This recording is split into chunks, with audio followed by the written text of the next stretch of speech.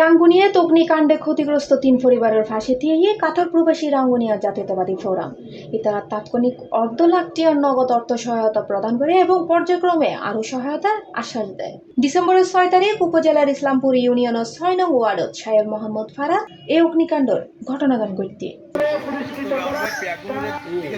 ডিসেম্বরের 9 তারিখ মঙ্গলবার বিকেলে অগ্নিকাণ্ডত ক্ষতিগ্রস্ত স্থান পরিদর্শন করে কাতার প্রবাসী রাঙ্গুনিয়া জাতীয়তাবাদী ফোরামের প্রতিনিধি দলের নেতৃবৃন্দ পরে ফোরামের সভাপতি মোহাম্মদ আবু তৈয়ব, সাধারণ সম্পাদক মোহাম্মদ নেজাম, সহসভাপতি মোহাম্মদ আক্তার এবং সহ সাংগঠনিক সম্পাদক মোহাম্মদ মামুনুর উদ্যোগে এই সংগঠনের ব্যাংকনুর সহায়তায় এই আর্থিক অনুদান দেওয়া হয়।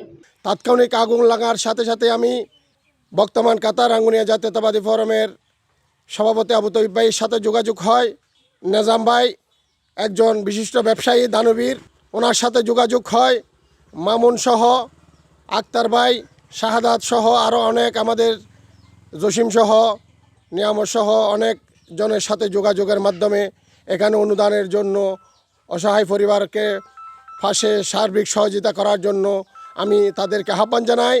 অনুদান হস্তান্তরকালে উপস্থিত আছেন রাঙ্গুনিয়া অবসরপ্রাপ্ত সশস্ত্র বাহিনী কল্যাণ সমিতির সাধারণ সম্পাদক ইমাম হোসেন, ফোরামের সভাপতি নূর মোহাম্মদ তালুকদার, সাবেক সাংগঠনিক সম্পাদক খুরশেদ আলম, শিক্ষক হাফেজ সিদ্দিক আকবর, আহু মনসুর, মোহাম্মদ ইব্রাহিম, মোহাম্মদ হাসান, প্রবাসী মোহাম্মদ দিদার সহ আর কেউ।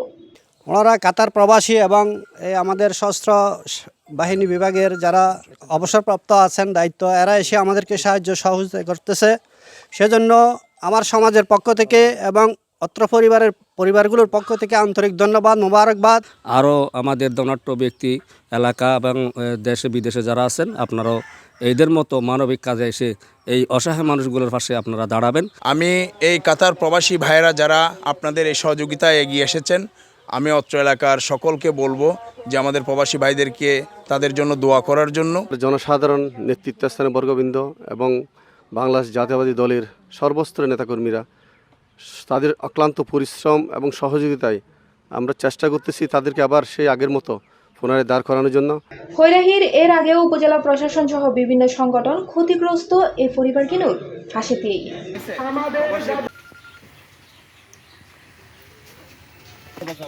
C+ TV Chittagong.